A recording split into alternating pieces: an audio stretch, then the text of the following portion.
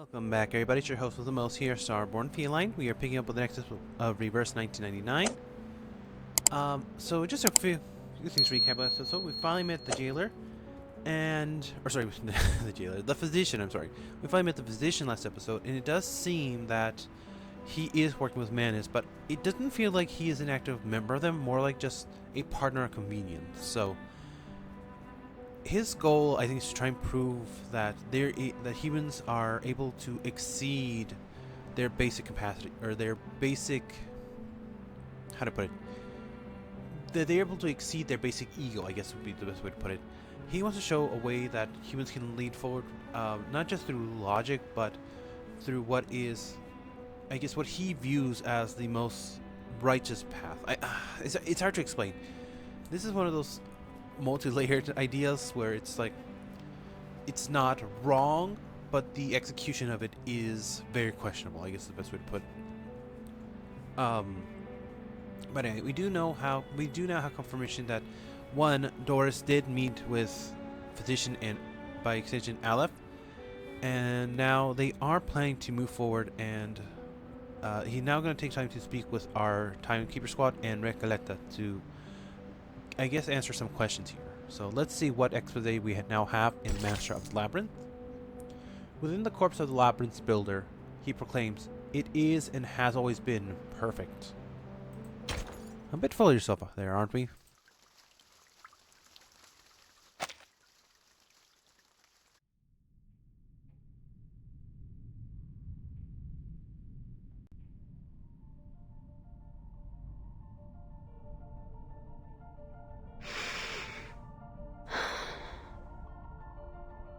Dr. Merlin, or should I say Aleph, I don't know why you're using my novel to manipulate the Panopticon.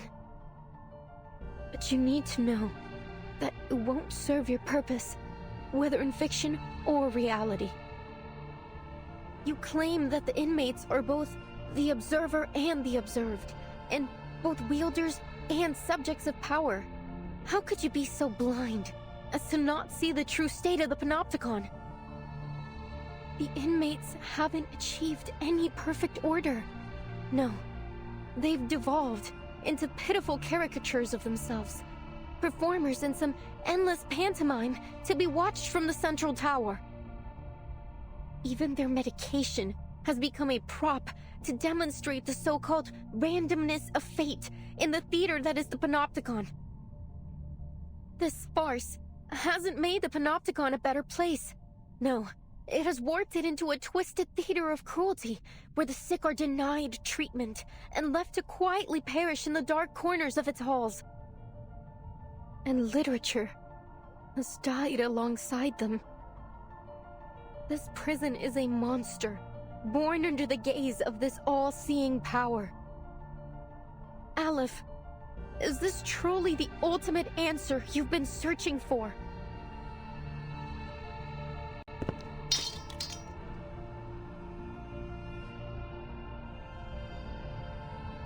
What? Are you suggesting that this is the answer I've reached?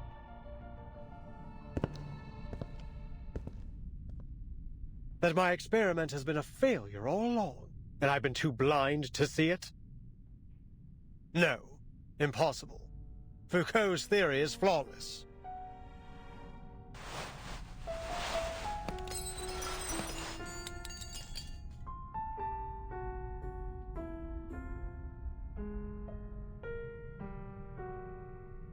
I have removed every obstacle to the running of this prison. It is pure, sacrosanct. I have constantly re-evaluated the system, adjusting my instructions to my subordinates to ensure the most efficient maintenance of the established order. And now, you stand here and tell me that everything I've done has been meaningless from the very beginning? That the power model I have implemented has already been replaced by an alternative? No, outsiders. The perfect order of the Panopticon shall not be disrupted. I will not be swayed by your lies. This facility is superior to all others. Nothing here escapes my notice.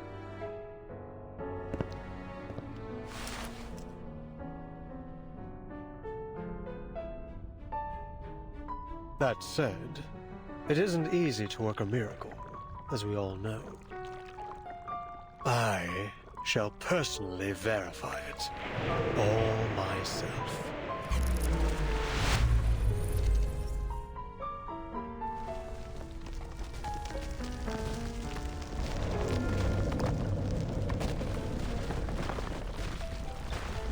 What's happening?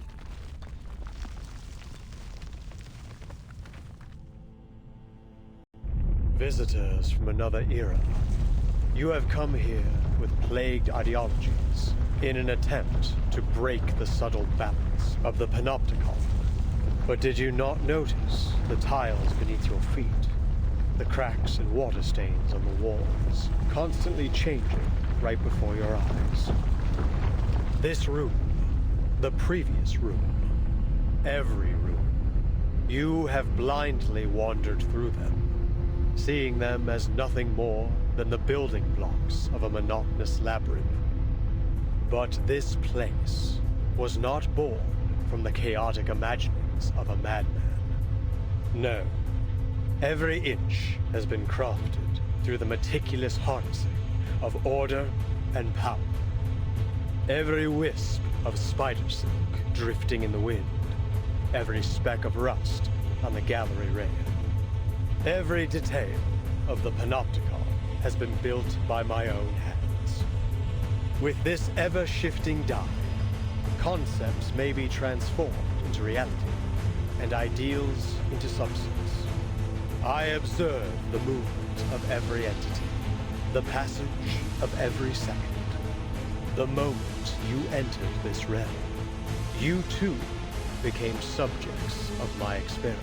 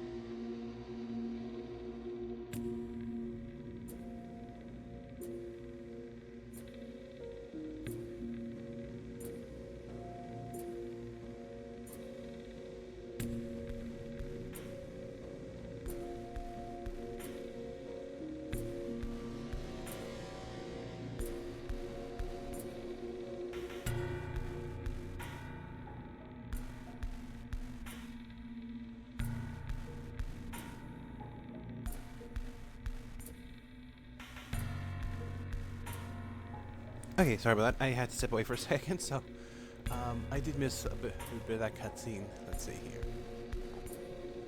So I am going to watch to get a full idea what's going on. Hopefully, well, knowing this game, we'll recap a little bit on the next part, so we'll see where it goes from there. Admit it. This is all getting out of hand.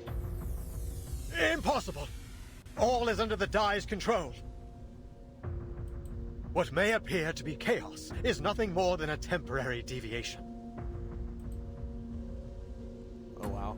So I'm guessing the Aleph personality here is pointing out is the more logical side of this, and the Dr. Merlin is the more passionate side.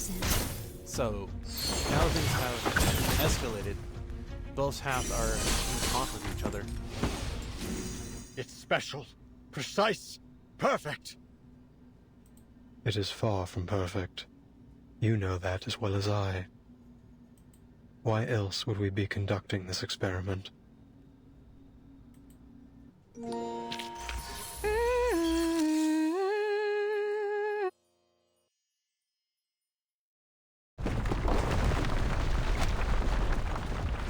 This happened when the Idealist was attacked too. To think we've been trapped in a prison fabricated by a dye all this time. Did the physician really build all this with such a small, simple object? The distortion is getting worse. Prepare yourselves to fight or flee.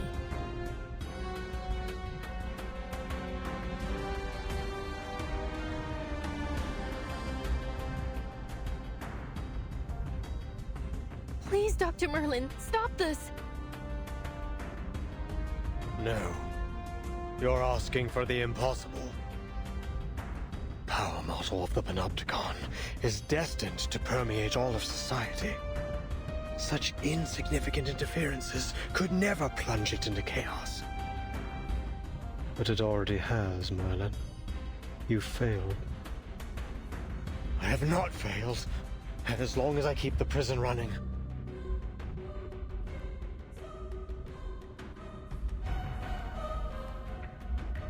It isn't your power model running the prison. It's the dye. It's simply a form of magic, unrelated to the microphysics of power you seek. It provides no aid in your experimentation with power. It's a false hope, a castle in the sky given to you by the military junta and Manus Vindictae. Manus Vindictae? So you really are working with them. What exactly do you intend to do?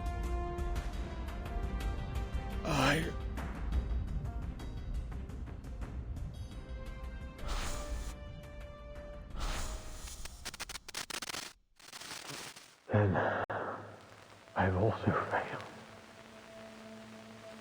I've ended up a pathetic fool, lost in the chaos of reality.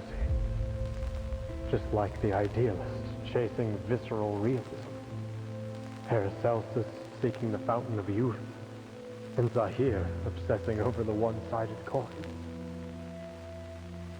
When did it all start falling apart, Aleph? When the doorknob loosened? When the prisoner's wounds started to fester? Or when the daily disinfectant concentration reached 28 milligrams? Or the crack in the second gray brick on the wall expanded to 6 millimeters? Or was it when Warden Tartuffe left Ushuaia with news of the Foucault Association's dissolution? This place should have been the ideal ground for psychoanalytic practice. Why did they halt all research, all discussion? We've been abandoned, haven't we? By eras old and new. He designed and has maintained everything in Kamala, right down to the smallest details. But it is these details that trap you.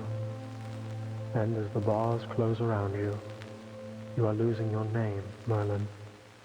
And you're becoming a physician, a man forever imprisoned within these walls.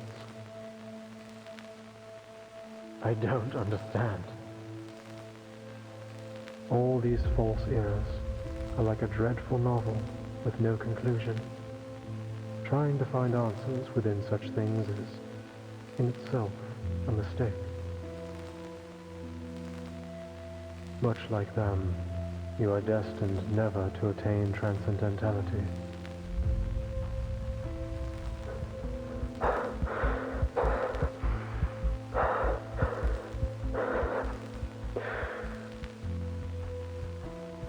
Tell me, Aleph, does the ultimate answer even exist?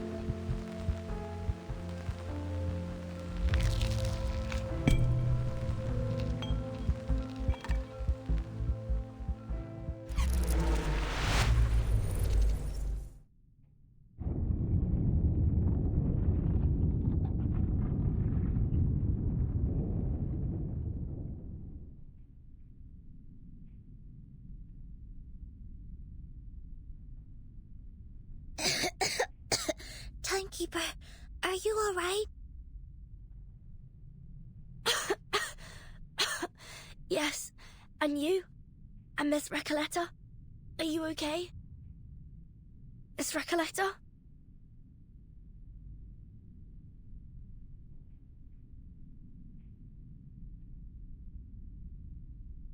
You're...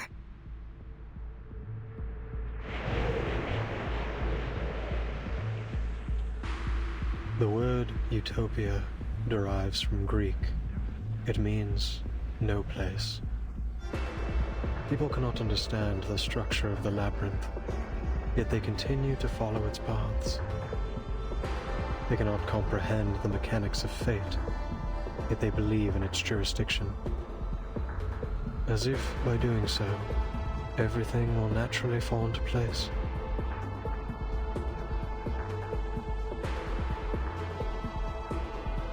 And now, the polar night approaches. How good it is to see you, pen pal.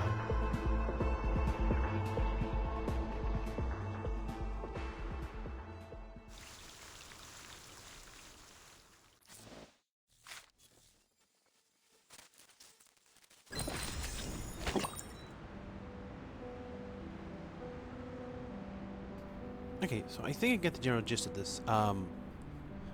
It does appear that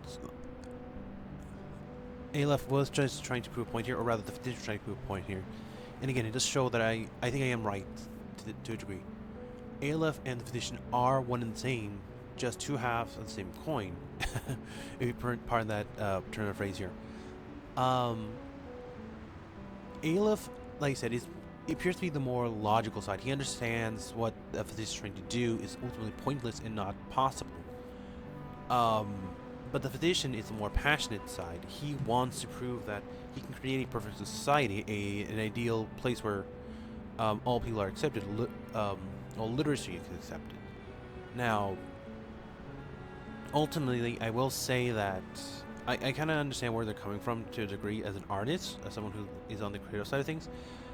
Not all creative works are going to be received positively. Anything that has dark connotations or just pushes against people is going to upset people in the end. But let's see here. So the other thing I want to mention here, and I don't know if this is intentional or not, but this does have a little bit of early Madoka vibes, at least enemy, where he's like, where some of the enemies, if you've ever seen that show or read the mangas, you notice that the background and the enemies tend to look almost like they're made of, how to put it, like their craft project, like their children's craft project, put together, made together of different odds and ends, different textures, different overall materials, just overall different art style from the main characters and the main setting. And this is what it started to feel like a little bit, at least with him. He is coming unraveled. He is someone who's not quite in touch with what is society. But let's see here. I guess the mask in the mirror will reveal a bit more on his psyche here. So let's see. Between two mirrors hangs a single object. One face, two faces, cascading into the infinite.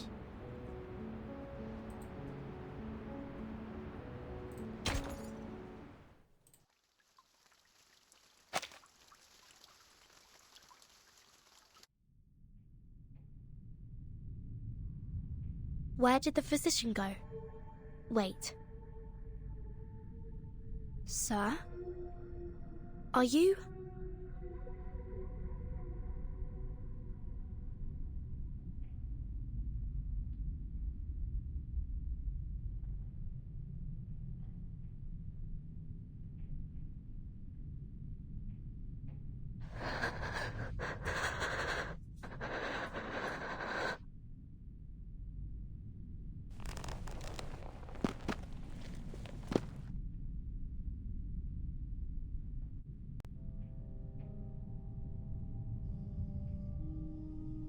Aleph. It's you. My pen pal. You are, in fact, in Komala. All those letters, all the ideas we shared, they weren't just my imagination or some prank. Vertin, Soneto, It's all just as I told you. They weren't meaningless. They're all real.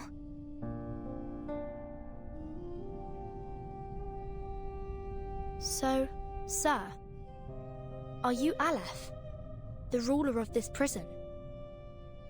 Are you the one controlling the panopticon with the die? The one hiding Miss Doris's whereabouts? What curious inquiries. Quite different from the last 2,666 questions I've received. My guests, you may call me Aleph, or by any other name, be it a symbol of God's oneness or a farcical epithet. I am merely one of the many prisoners who voluntarily reside here, a single letter in the alphabet of the panopticon. A letter? The way you speak is quite different from Dr. Merlin. Still, I wonder what your relationship is with him.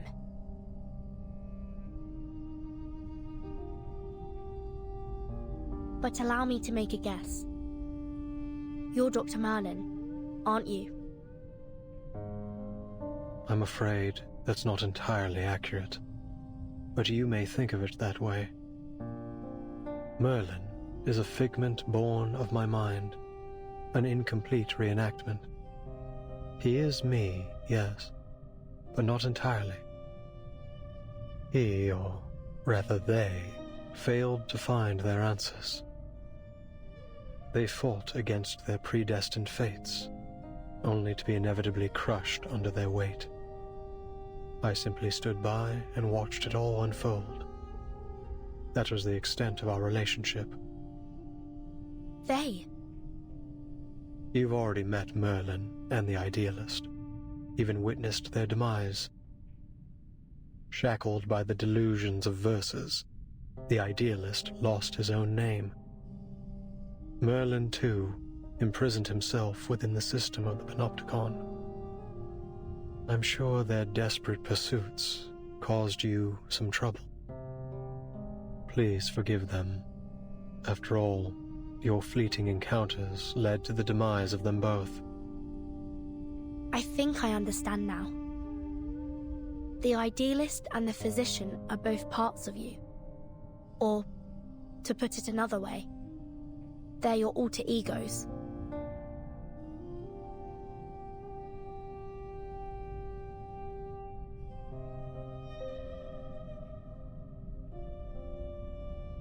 The Physician mentioned Manus Vindictae. What's the relationship between this prison and the Manus?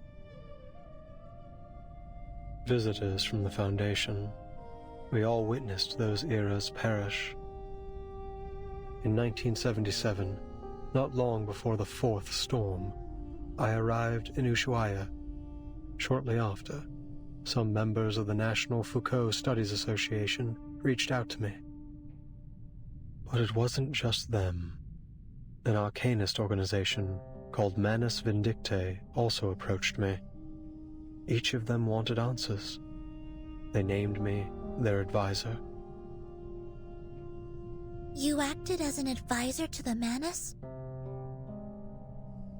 The two parties presented me with a concept and a parable, respectively. A concept and a parable? The Foucault Association sought to explore the feasibility of the panopticon concept here, while Manus Vindictae showed me a parable of the past and future. Day and night, I wandered through endless texts, endless realities, as I searched for answers.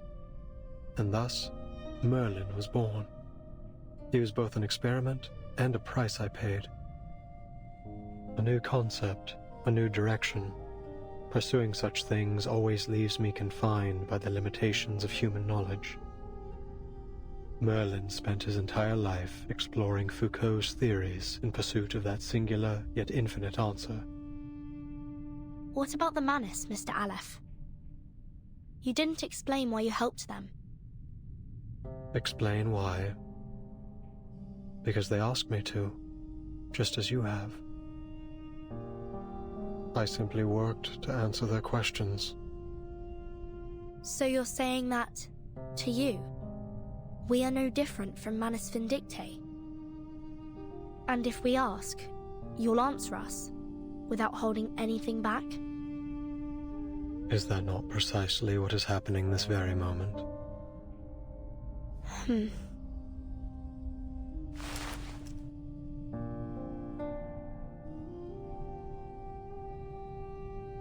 This is what the Manus gave Merlin. A magical die named the Tear of Kamala. It was once a gemstone that belonged to a god. At the beginning of the century, explorers plucked it from an ancient gate they discovered in Antarctica. To the explorers' amazement, the gemstone could turn human desires into reality. So they cut it into a die, a symbol of fate, and used it to build a sanatorium, which was later transformed into the panopticon you are standing in right now.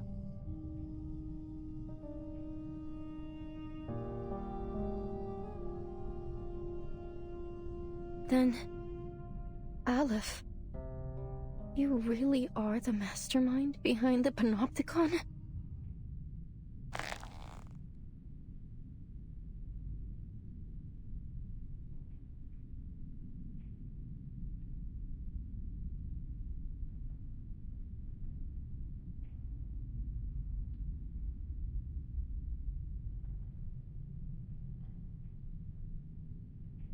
You said Merlin used the panopticon to seek his answer. What does that have to do with my novel? I don't get it, Aleph. Why would you use my novel to manipulate this place? Roberta, Garcia, Octavia, Pablo, the jailer, everyone. Not one of them deserved to be trapped in a deadly loop in which everyone's fate is already predestined. They're just like the ghosts in Amalfitano, inescapably trapped within the ruins. Tell me, what is it you really want?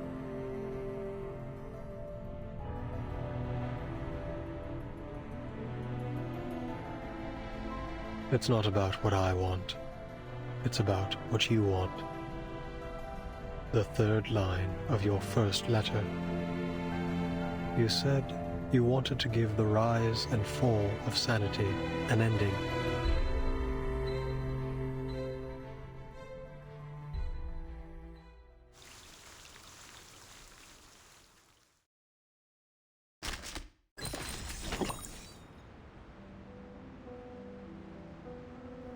Okay, so let me say that's a friend for you. He is generally wanting to help her find an ending to her novel, and I did not realize I had missed these earlier, so bad, or rather they didn't let me go back and check on these.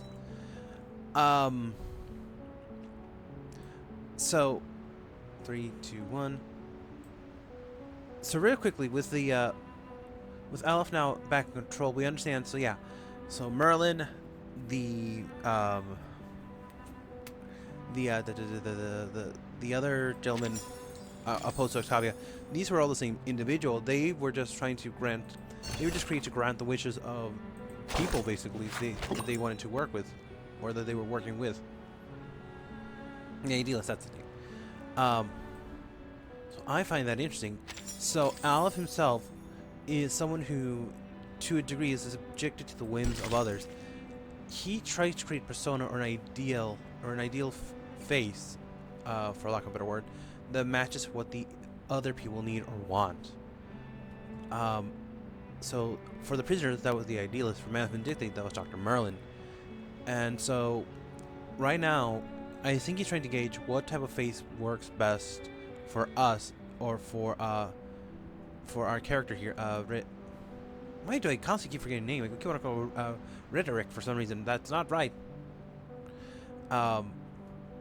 For our writer friend here, she may really help him create the next face he needs to wear.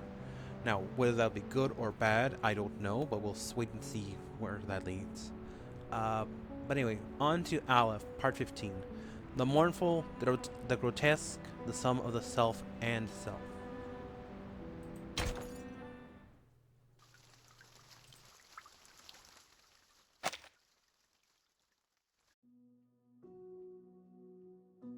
Los registros históricos del Dado de Babilonia aún se pueden encontrar en la biblioteca de la Universidad Santa Teresa. No. Una apertura como esta haría la historia demasiado ambigua. En 1975, en el pueblo de Amalfitano, Sonora, México, ocurrió algo terrible y escalofriante en la cabaña con el techo azul.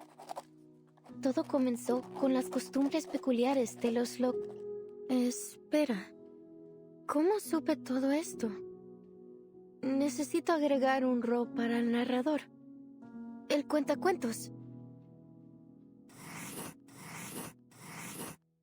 Un poeta surrealista de México me contó esta historia. Una anciana entró en el bar, al que solía ir en el pueblo. Al mismo tiempo, el empleado del banco también entró al bar, trayendo la noticia de que una corporación multinacional iba a construir una fábrica de jabón de galletas en Amalfitano. Espera, empleado del banco. No sabía que había bancos en Amalfitano. Pero sí, tiene sentido. Los bancos comerciales son, sin duda, un sello del capitalismo. Gracias, amigo por correspondencia. Antes de convertirse en empleado del banco, era un defensor de las antiguas costumbres del pueblo. Era un pescador de dunas. Después de aceptar el destino otorgado por el Dado de Babilonia, eligió dejar todo atrás. El triste y aterrador pueblo y los ciclos ocultos dentro de la infinita aleatoriedad. Oh, qué irónico. Pero también es realista. Ahora solo necesitamos un personaje contrastante. Un creyente en el destino.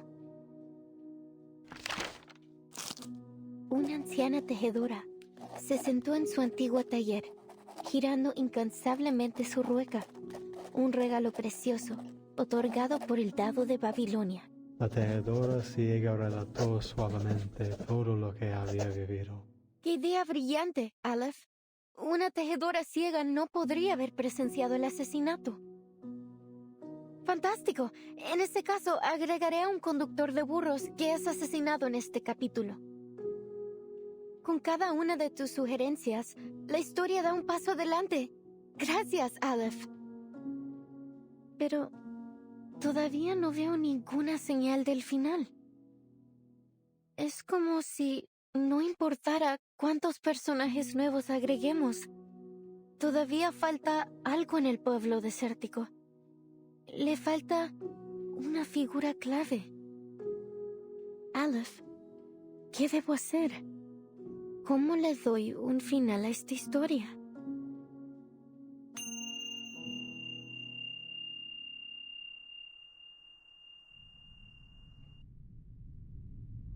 Tú misma me preguntaste, ¿cómo le doy un final a esta historia?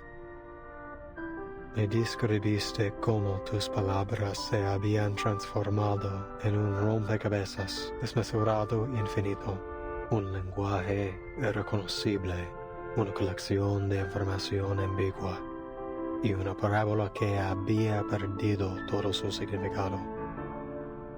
La ausencia de un final aún te roe, atrapándote para siempre en ese abrasador pueblo desértico. Todo lo que estoy haciendo es intentar encontrarlo para ti. ¿Estás diciendo que has estado manipulando los acontecimientos en el panóptico desde que intercambiamos cartas por primera vez septiembre pasado?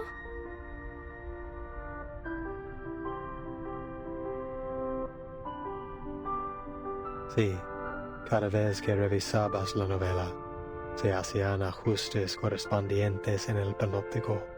Reflejar fielmente las complejidades de cada detalle era clave para asegurar que la historia avanzara sin problemas. Estos ajustes los manejaba principalmente Merlin, a veces el idealista, y antes de ellos, Zahir y Paracelso. ¿Cada vez? 6 versiones de la historia del Amalfitano ya se han desarrollado en el panóptico. Eso significa la rana aplastada en el barro, la vaca muriendo de vieja, el lirón cayendo al mar, el fantasma asesinado en el duelo y los cambios repentinos al dado de Babilonia. Todas las revisiones que sugeriste, todas las muertes, el caos y la locura, ¿realmente sucedieron aquí mismo?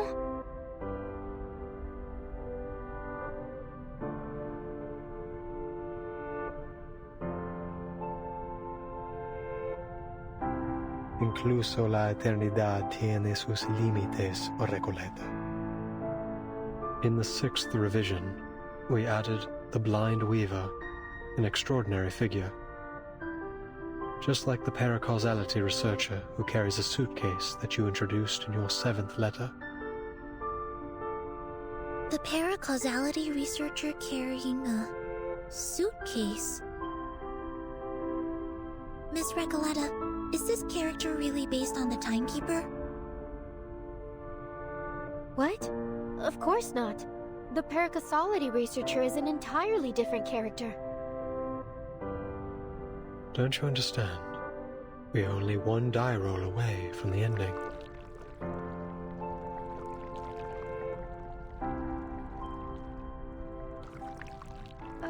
I don't. What on earth are you trying to do?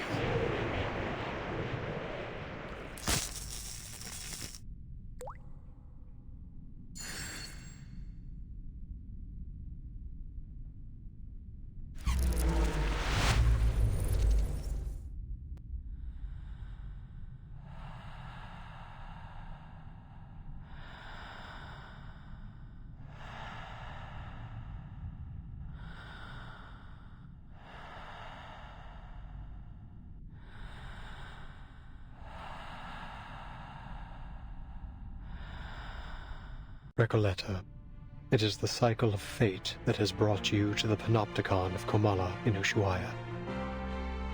Now, return to the rise and fall of sanity. Return and become a character once more. You've been searching for its ending, but how could you possibly find it when you are no longer inside the story?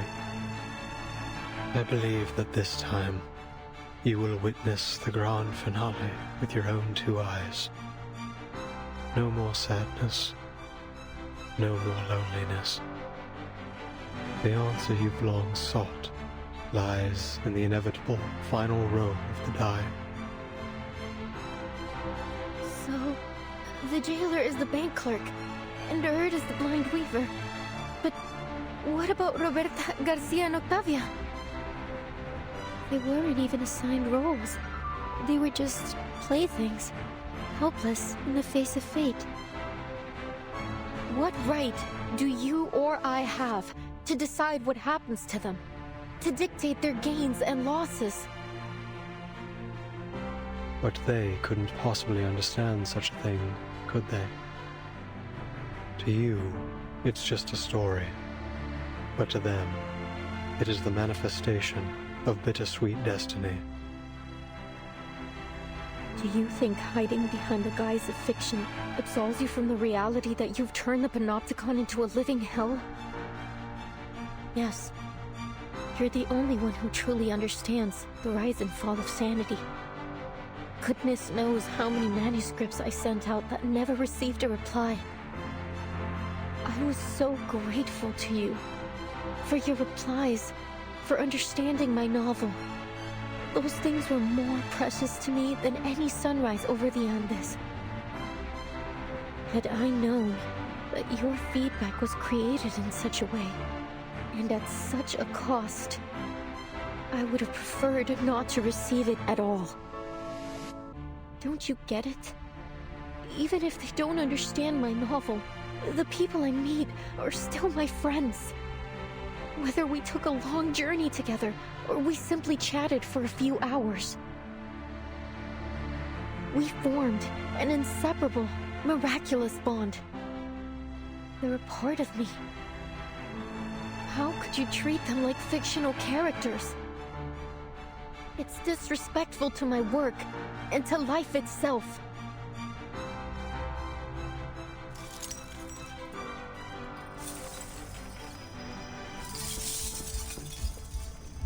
But you raised the question yourself. Why do you resist receiving its answer?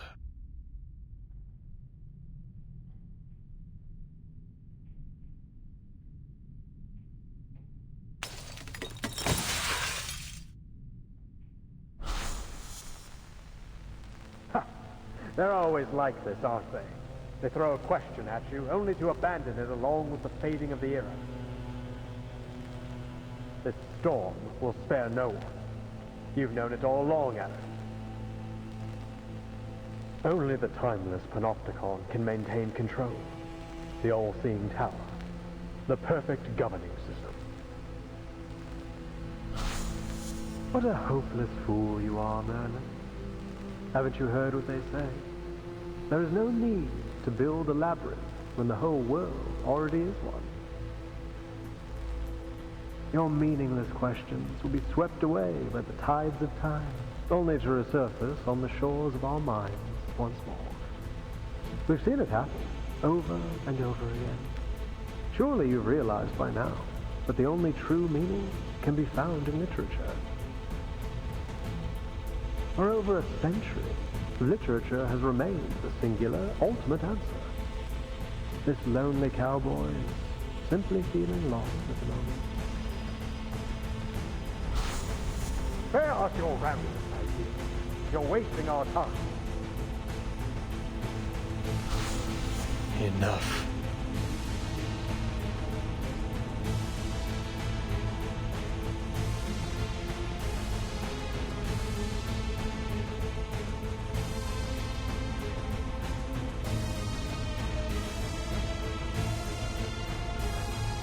Aleph seems to be in a terrible state. We have to be careful. Something isn't right about that die.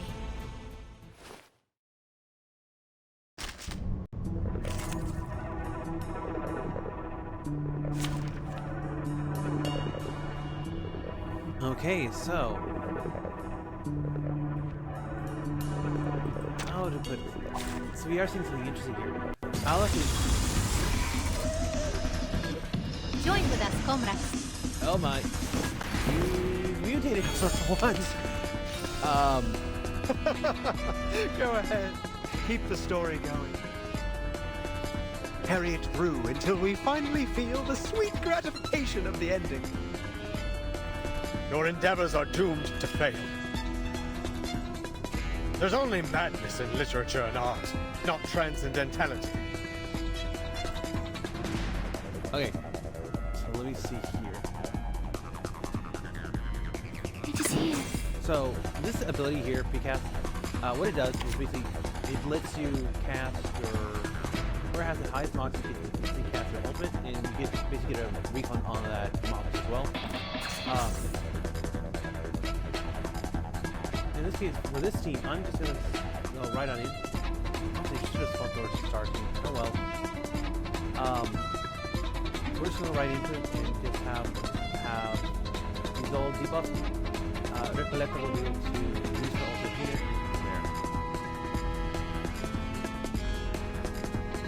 I can hear it. Más allá del concepto mundano. It is here. I admire your courage. En todos los momentos. I can hear it. That should do it. Mon officier n'est pas un capitaine. Sharp thing. let's just help you En la get a bit of acumulación damage. de laberintos, suéltalo todo una vez más. Huh. A truly villainous moment. Yeah, that does a good chunk of damage. Got a good amount of burn on it. Hey, don't interrupt me. And the thing about that precast is that it does Loading. actually expire. So you gotta use it or lose it. Charging. I will remember your sacrifice. Más allá del concepto mundano del tiempo. Target confirmed. This fight is Eliminate target. Compared to the other fights, this one's actually pretty Together, straightforward. we Really are easy here. if you have a decent enough team. Nuestro aliado es la verdad. Don't worry. I might as well just- I might as well just end it here El with camino that. a ti, más allá del concepto This is mundano. perfect. Circuits functioning prop loading.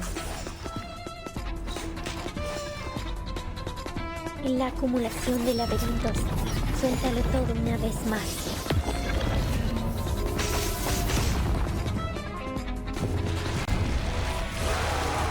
Oh, there's phase 2.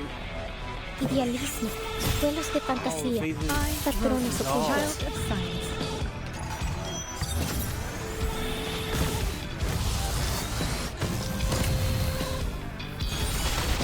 I guess I got on my personal account.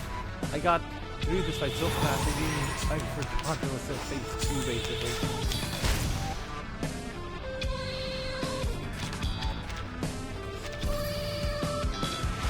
We share the same dream. Charging. It is here. That. We share the same dream. I admire your courage. And we're building up a lot of ability slots, so that's good. Honestly. Loading. I can hear it.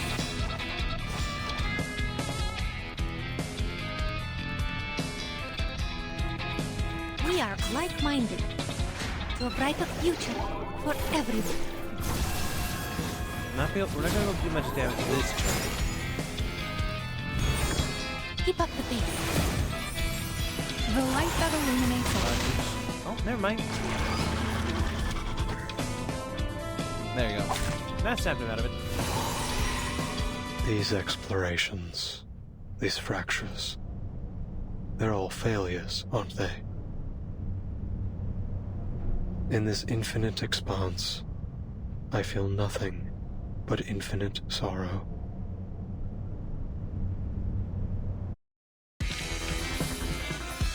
The curtain has fallen.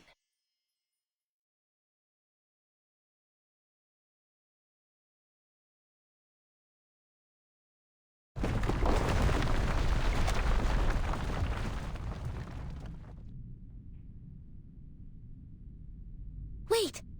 Mr. Aleph? Are you human?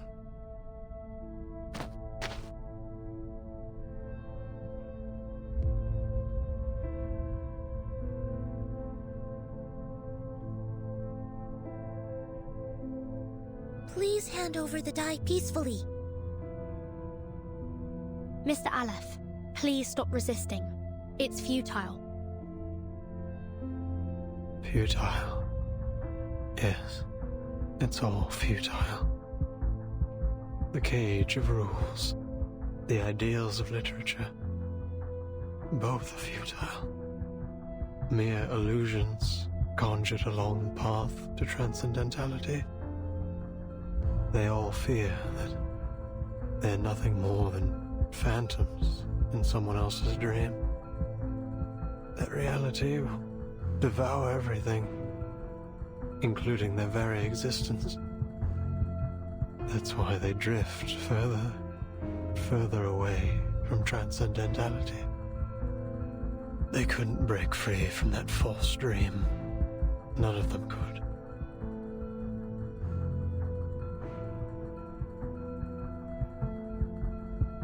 Both the physician and the idealist walked toward their own destruction, just as I expected. But your novel still has hope, Recoleta. Its ending hasn't been written yet. We cannot deny that it may be the answer to achieving transcendentality. You're not going to stop, are you? Not until you get your answer. Sinetto, we have no choice but to seize the die from him by force.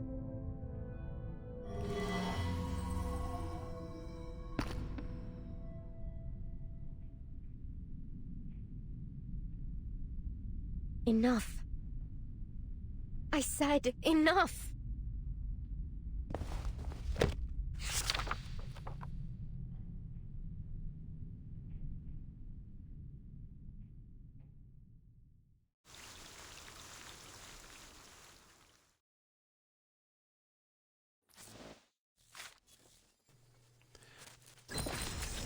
So we have a big revelation here.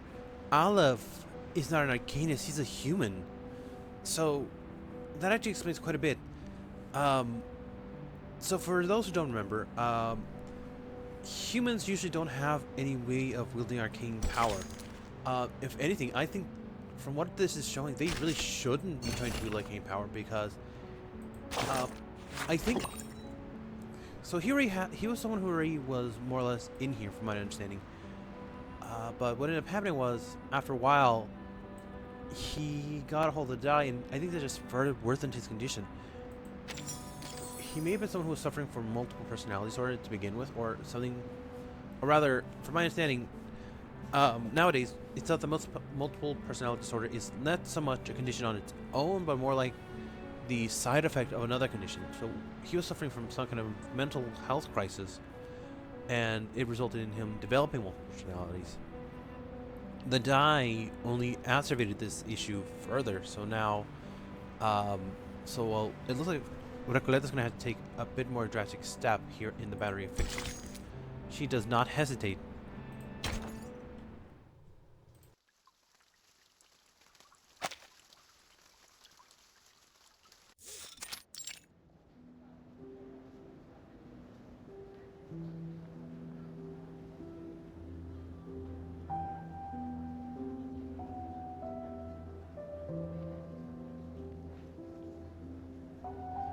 I'm afraid we can't publish your novel in its current state, Recoleta. We look forward to seeing more refined work from you in the future. Ah, Senor Cruz! What a pleasure to see you here. I'm an editor from the Naranja Dulce publishing house. Could you spare a moment to discuss the copyright for The Bluebird?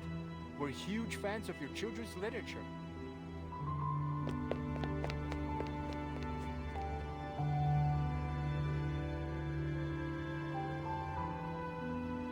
Hey, relax, Recoleta. Look at all the books around you. This place is heaven.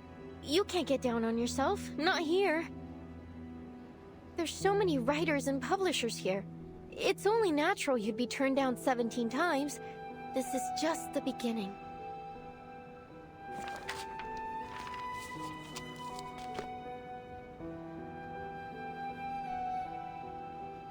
Now, which section should I visit next? Oh, this brochure might help.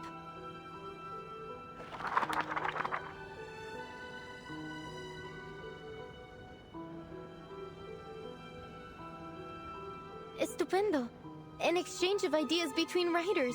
Nothing could be more incredible than that. I recall James Joyce was inspired by a letter he received from Henrik Ibsen. So, maybe what I need is to find someone to share my manuscript with. But who? Tadeo Emasums. Aleph. Averroes.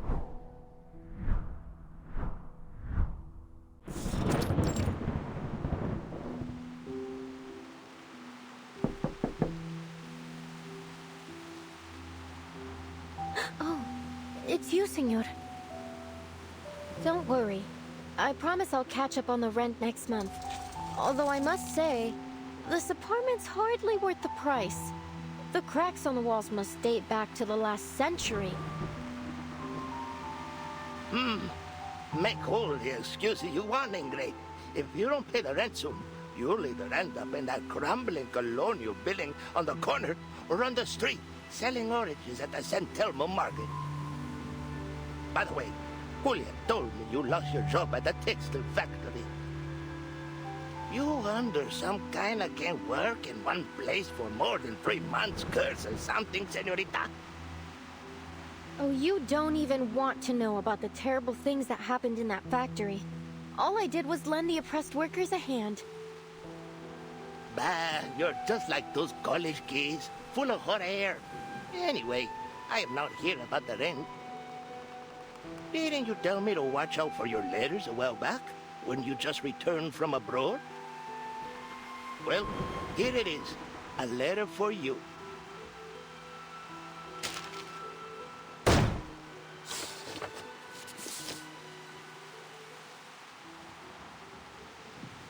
Dios mío! Someone actually wrote back to me! This is incredible! Oh, thank you so much for bringing it to me, senor!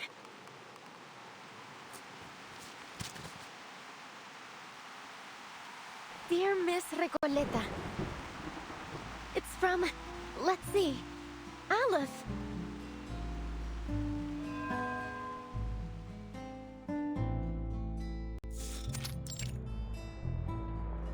Hey, I've been watching you. You're not local, are you? What are you writing? Oh, hola. You're right. I just arrived in Buenos Aires 3 days ago. My trip's been a lot like a Copes tango performance, full of twists and turns, but nothing much worth telling, really. I'm actually writing a reply to my pen pal. Long story short, I sent him a manuscript of my novel, and to my surprise, he actually wrote back. Amazing, isn't it? In our recent letters, we've been discussing how my novel lacks a key character to drive the story toward a decisive ending. So we've been debating whether to introduce a new ghost to act as a turning point for the story. Oh, so then you're a writer? Hey, Pancho, come over here. I found an actual real-life writer. What's the big deal? I wrote plenty of poems in middle school. Oh, so you're a poet.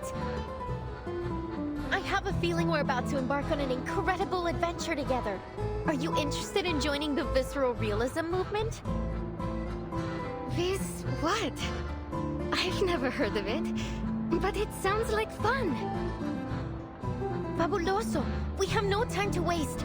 Once I finish this letter, you two must join me on a journey to Ushuaia. Ushuaia? The end of the world? Why the heck would we go to that icebox? Oh, don't be such a downer, Pancho. Just think of the fun we'll have, the breathtaking scenery we'll see, and the incredible stories we'll hear. Fine, Maria. I'll deal with the cold if you really want to go so badly. By the way, could you tell us about your novel? Of course. I'll tell you all about it on the way. Now where to begin? Alright, let's start with the cottage with the blue roof and Amalfitano.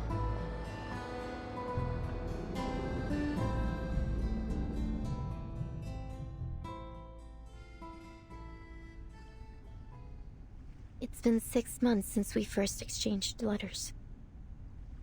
Since then, I've been traveling. First from Chile to Mexico, then from Mexico to Argentina. And I've never stopped writing. I'm not really sure what the purpose of my novel is. I just keep writing and writing. I can't stop. What power does literature hold? What responsibilities? Perhaps only by continuing to write will I understand one day.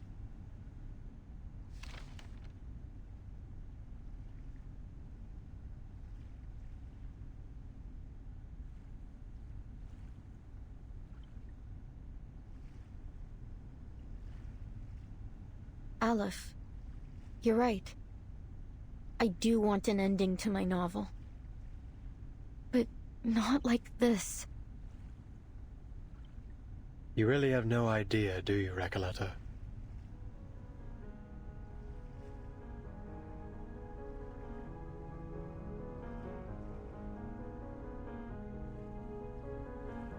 The rise and fall of sanity is your story.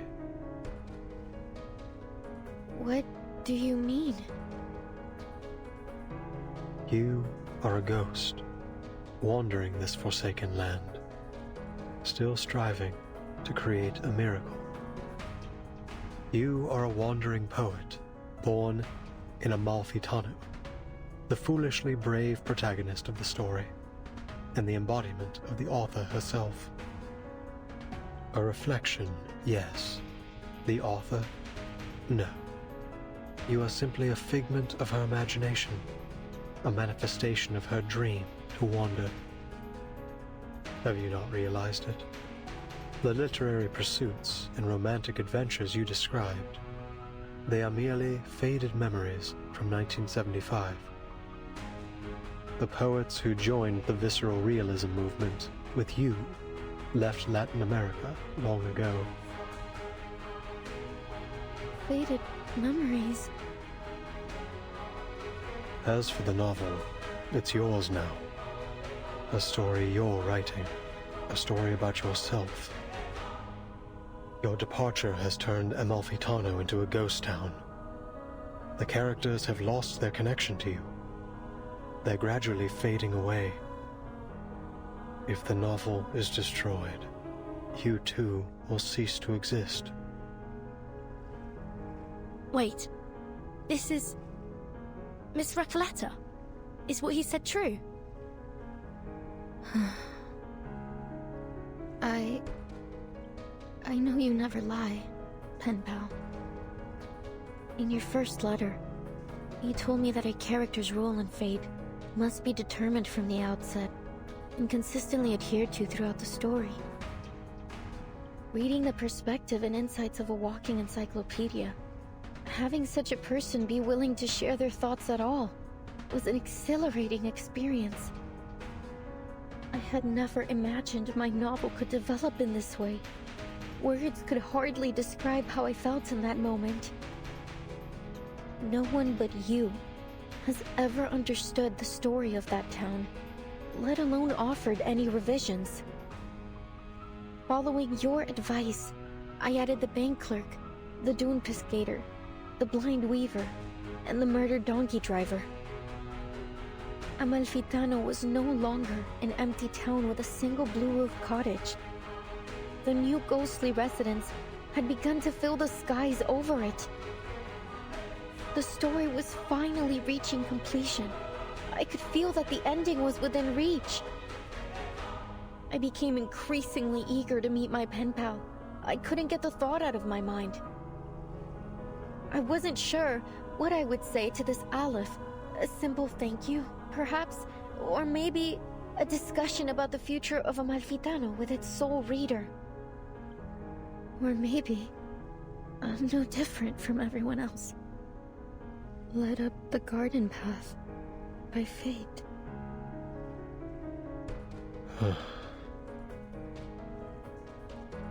But even if I am a ghost, as you say, an incarnation of someone else, a fictional being, so what? My resolve will not waver, even if my existence is bound to fade away. Because this isn't what literature is supposed to be. You once told me there isn't an ounce of reality in fiction, only voids and glorified lies. Let me tell you this.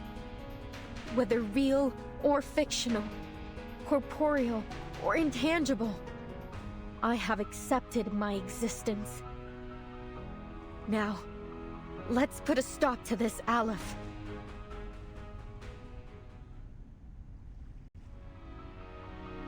The inmates aren't characters in my novel. They're people trapped in a prison, just as you are. By simulating my story here, you have made me into some kind of god, a guilty, false creator, a dictator of fate. I never wanted any of this.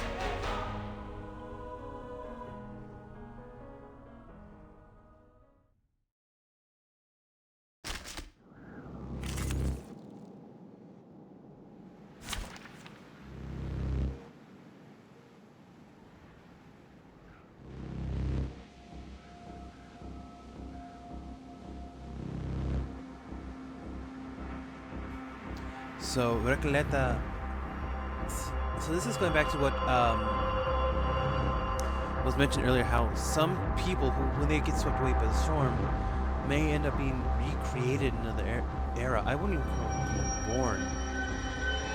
There, some bases of the individual remain, but the wider strokes Join with us, comrades. end up as something completely different. ¡Lo veo! ¡La frecuencia perfecta! ¡La admirable aleatoriedad del destino! Creo que lo he encontrado. La fuente del Dao de Babilonia. Las deudas de los muertos. Esas facturas. Todas han sido hechas trizas. ¡Ya no estoy atrapado!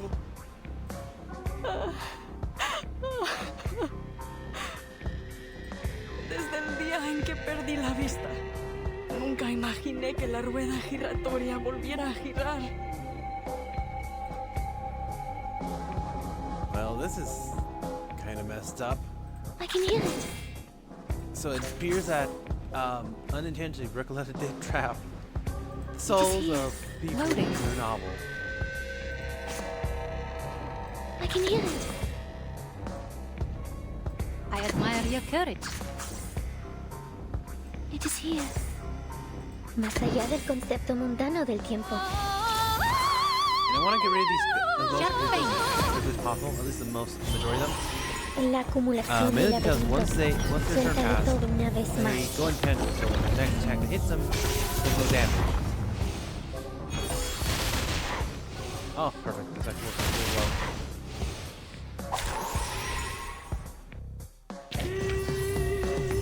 The curtain. And we leveled up. fallen. Nice.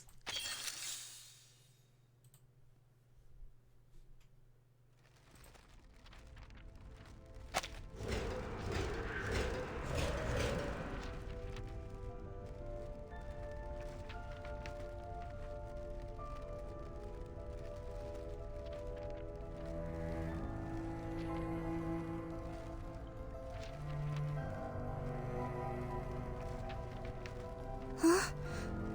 Miss Recoleta has vanished. Did she really cease to exist like Aleph said? Recoleta.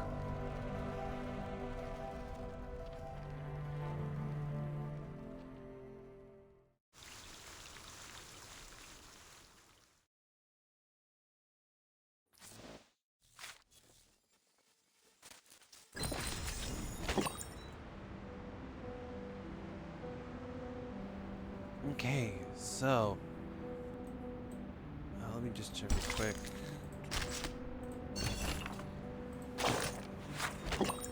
So we got this right here. I'll let you read it at your own pace. 3, 2, 1. 3, 2, 1.